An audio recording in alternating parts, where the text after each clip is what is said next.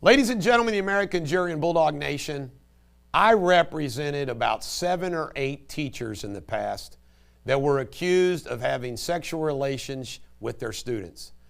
And I might add, every one of them except one walked completely. Somebody contacted me over the weekend where there was apparently another arrest. I saw one in the news in Nebraska, and apparently there was another one in North Carolina. And I just wanted to give you my 2 cents worth about this. First, 18 years old is the age of consent in this country, in every single state.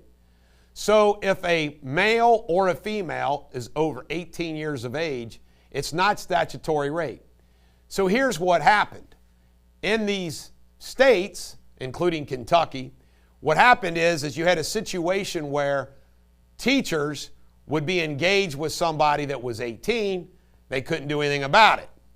So what they started to do is they started passing laws, like in Kentucky, and a lot of other states have adopted this, where if you are in a position of authority over that person, where you're a coach or you're a teacher, then you're having a relationship with a 17-year-old is a crime. It really applies to that 17 years old because 18's 18. Now, we're not talking about teachers getting fired. We're talking about criminal offenses. And let me tell you what the challenge can be. And this challenge has been made in Kentucky, and I forget what the final result was. I think it was successful, to be candid with you. I read something about it a ways back. But here's the problem. Statutory rape in most states, for example in Kentucky, is under 16. So you cannot statutorily rape somebody unless they're under 16 years old. So what happens if you're over 16 and you're trying to make that a crime if somebody is 17 or 18? By the way, just so you know, my personal opinion is, obviously, teachers shouldn't be messing around with students no matter how old they are, right? So that's where I fall on that. Now, this is just reality, but there is a lot of constitutional issues that you can challenge when you're defending them. The other thing is, and this is just the way it is, male or female, when you have a male teacher messing around with a younger female, the punishments are much greater than the other way around.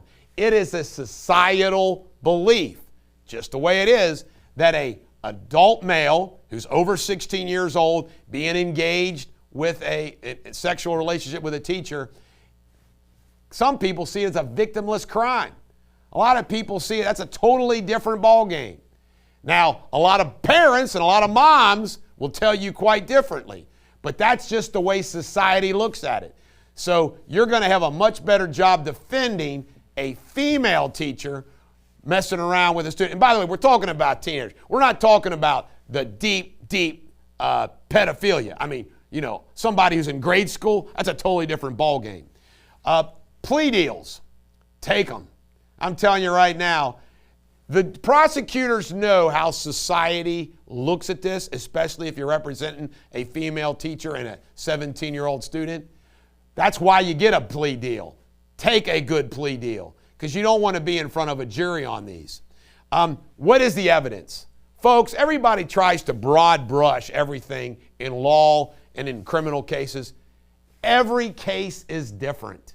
Some cases might have similarities, but who the players are, who's the evidence, it seems like the evidence is always something irrefutable. Phone evidence. It's something that's captured on a phone, and it's irrefutable.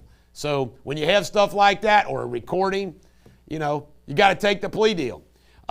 I've represented people involved in these things where it was difficult for them to prove. Why? You did not have the cooperation of the victim. That makes a big difference. If you've got a victim who doesn't want to cooperate, that makes your game a lot easier. And I've had that situation, and that's pretty nice. You've got the victim, and even the victim's parents are saying, we don't want to participate in this. So each situation is different. But it's really weird. I can tell you right now, I grew up in the 70s.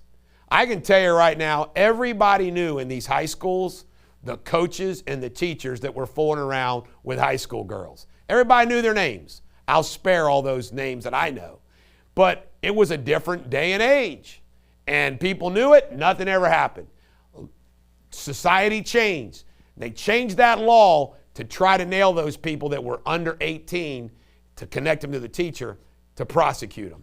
But there's a lot of constitutional issues because when that varies from the statutory rape age, I think you got a good argument. This is the Bulldog. Every dog has their day. Have a great day.